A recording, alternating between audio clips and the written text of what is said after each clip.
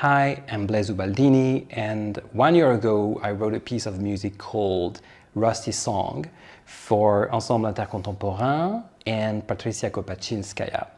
And the piece is gonna be performed again in a few weeks during the next Forward Festival in Lucerne in the famous KKL.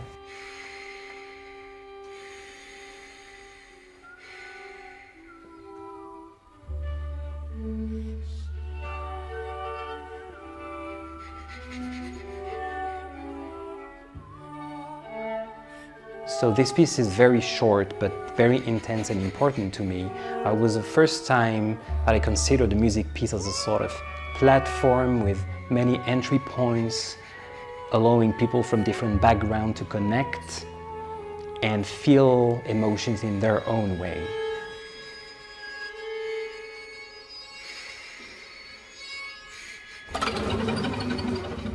And also it's linked to a dream that I had during the same period.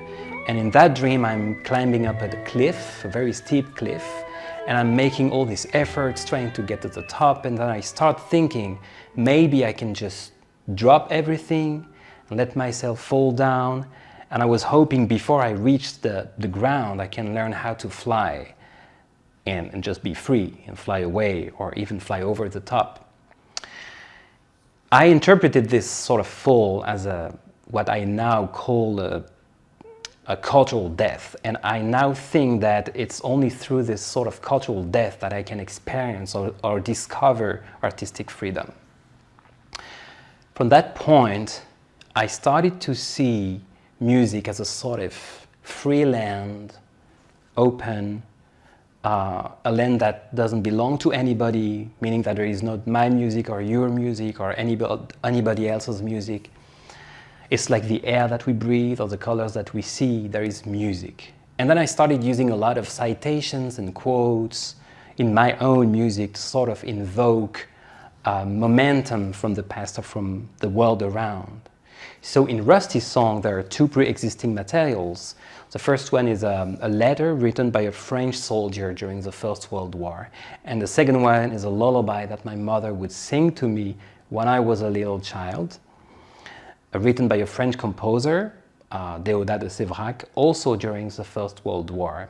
And so what I did in this piece is, by the medium of these two pre-existing materials, I summoned the world of war and the world of childhood and put them together in this very specific context of today's music.